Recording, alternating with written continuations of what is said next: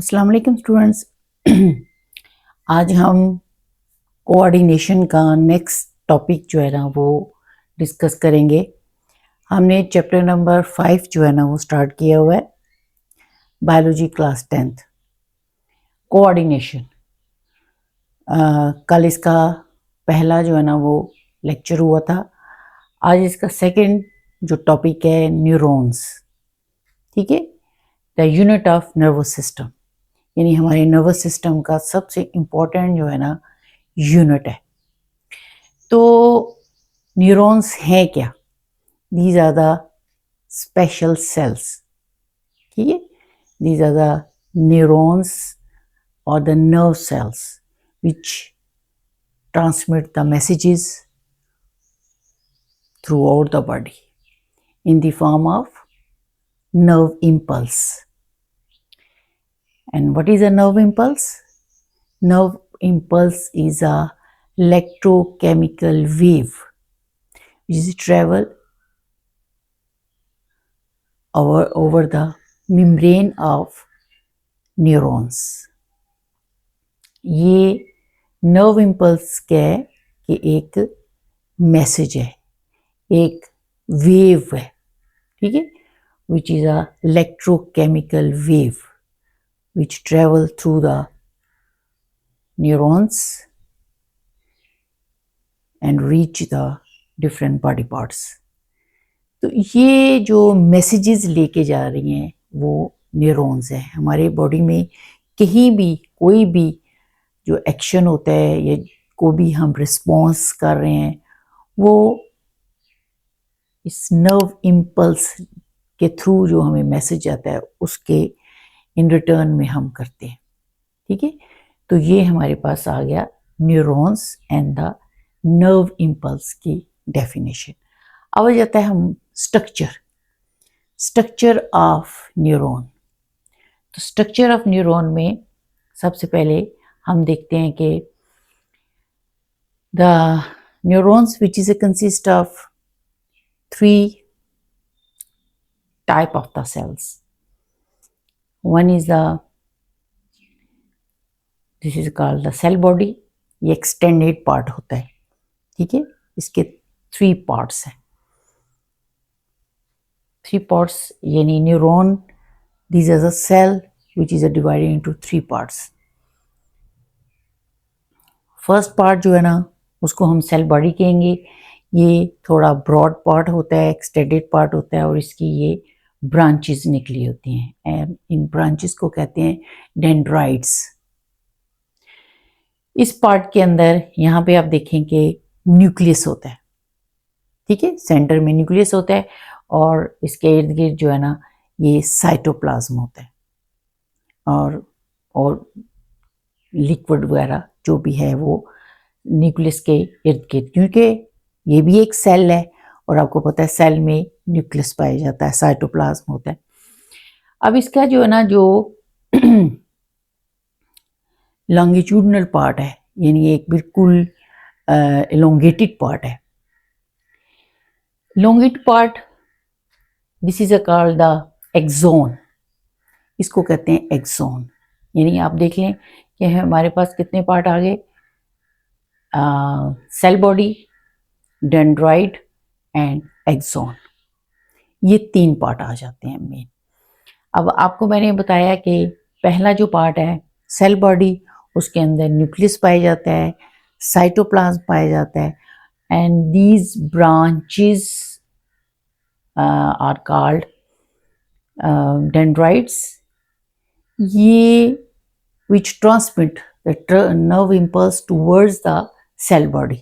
Cell body की तरफ ये नर्व इम्पल्स को लेके आते हैं। फिर उसके बाद ये एक्सटेंडेड पार्ट होता है, this is called the axon. Axon में ये जो हैं there are specialised cells and these are the called the Schwann cell. Actually these are the type of the neuroglial cells. Neuroglia, these are the special type of the cells जो है ना which is a spotted by the neurons. These are the Schwann cells, ठीक है, ये जो आप देख रहे हैं गोल गोल से। अब ये जो शेकवन सेल्स हैं, ये जो हैं, ये इनमें से कुछ तो माइलिनेटेड होते हैं। माइलिनेटेड का मतलब है these the fats which are covered on the cells membrane। तो कुछ होते हैं नॉन माइलिनेटेड। अब ये जो आप देख रहे हैं these are the माइलिनेटेड, इसलिए इन्हें हम कहेंगे माइलिनेट शीथ के साथ जो होते हैं these are the called the myelinated Schwann cells। तो ये फिर इसका जो एंड वाला पोर्शन है वो चीज़ ऑल्सो एक्सटेंडेड पोर्शन, वैसे ही एक्सटेंडेड पोर्शन होता है जैसे कि स्टार्टिंग में था। तो ये एक पूरे जो है ना वो न्यूरॉन का स्ट्रक्चर है। अब ये इसमें आप देख लें कि हर शेकवन सेल्स के सेंटर में एक गैप है। These gaps are called nodes of Ranvier, ठीक है, ये गैप होता है। ये देखिए हर दो शेकवन सेल के बीच में गैप्स हैं। अब ये कि जब यहाँ पे नर्व इम्पल्स गुजरती है, ठीक है, जब नर्व इम्पल्स इनके ऊपर से गुजरती है तो ये इसके ये जो है शेकवन सेल्स, इसके बाद जब ये यहाँ पे आती है तो उसके बाद दरमियान में गैप है।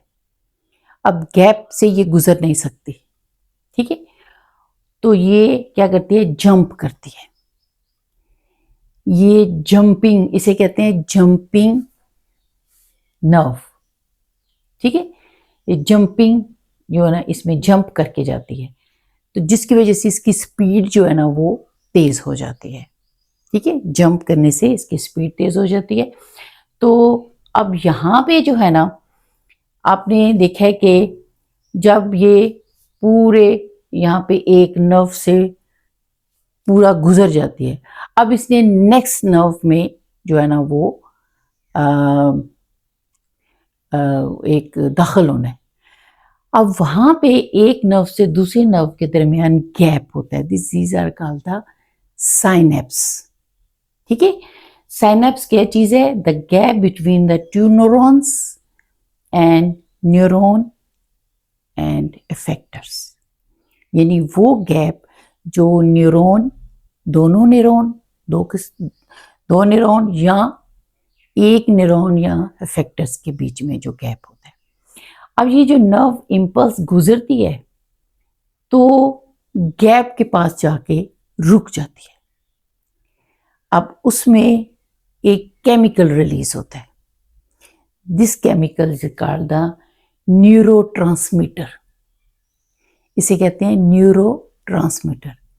अब न्यूरोट्रांसमीटर क्या करता है, ये एक किस्म का उन्हें कनेक्शन देता है। When the nerve impulse pass through this one neuron and enter into the another neuron through this neurotransmitter, neurotransmitter उसमें से रिलीज होता है जो कि उसको गुजरने में मदद देता है, फिर वो नेक्स्ट न्यूरॉन में चली जाती है नर्व इम्पल्स।